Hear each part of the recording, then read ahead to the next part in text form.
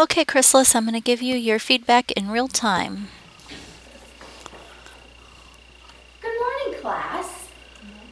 Today we're going to begin class by singing the song Hot Cross Buns. So you all know this already, so let's just start by singing it together. Okay, here's our starting note. 1, 2, ready, go. Hot cross buns, hot cross buns. Your vocal modeling is very good. You can hear that you're really enunciating the words.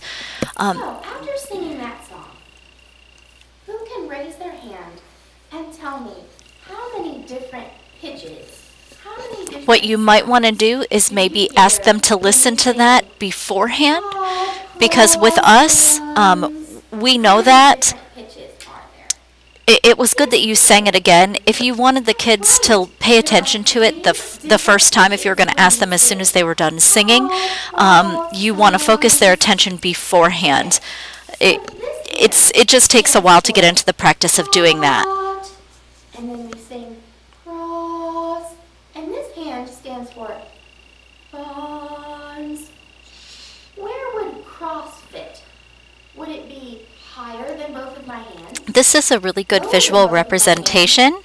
Or in the middle of my hands? Who thinks that it's higher than? Who thinks that it's lower than? Who thinks that it's in the middle? That's right. Now what you can do in the future is do something to check. Instead of just saying, oh, correct, everybody got it. You can say, well, let's check and find out, you know. And this time when we sing hot cross buns, I want you to sing hot mid buns, because that pitch for cross is in the middle. So let's sing it again. 1, 2, ready, go.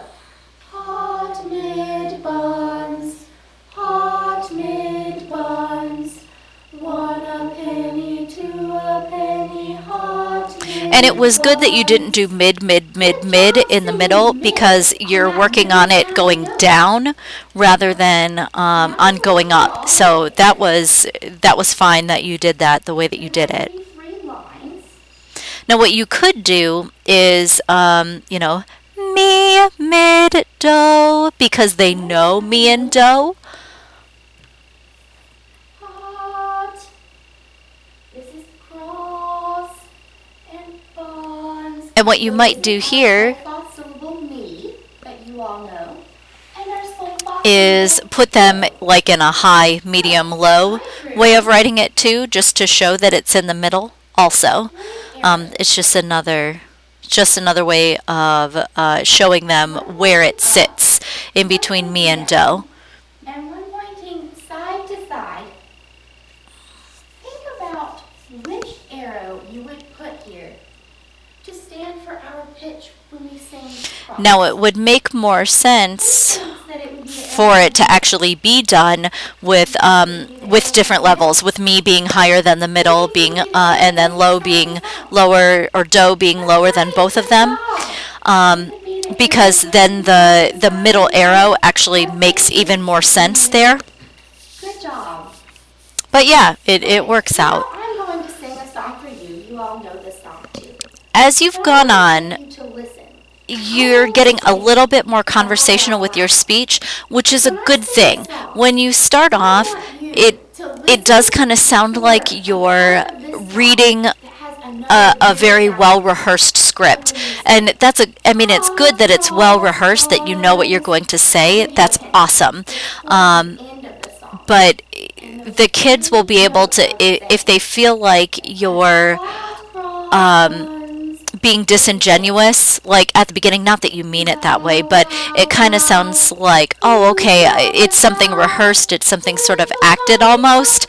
They'll know it. They'll be able to see right through it. As you go on and get more comfortable in the lesson, it sounds less rehearsed, but they pick up on that kind of stuff really, really easily. So see if you can, you even hate to say be familiar with kids, but like you're having a conversation So when I with say, them. You know what I mean? wow, wow, wow, is it the first wow or is it the second wow?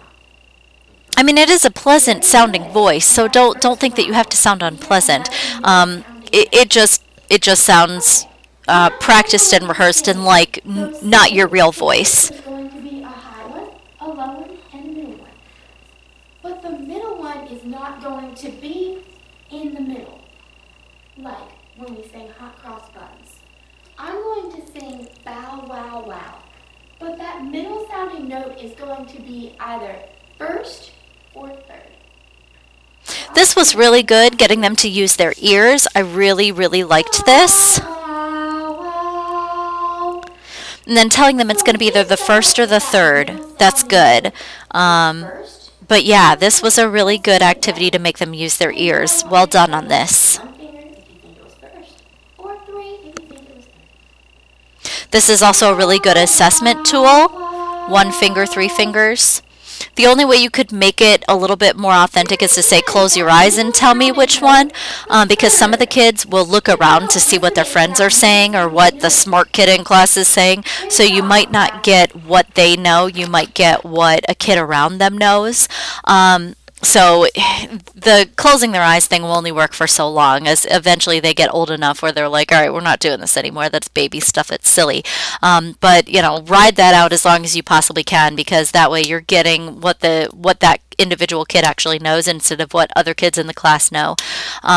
This is well constructed. It's a good lesson. The only thing that I would work on in your delivery is making it sound a little less like you're reading a script and a bit more like you're having a conversation with them, kind of like I am with you now.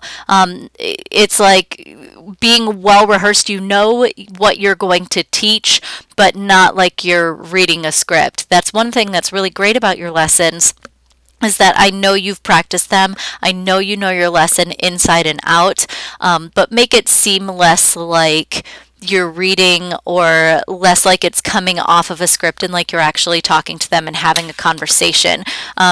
Students will appreciate that a lot. It will make a difference to them. So that's something that you can improve about your delivery for the next time. And I'm giving you that to improve because everything else is working really, really well. So this is just the next step to make your teaching even better.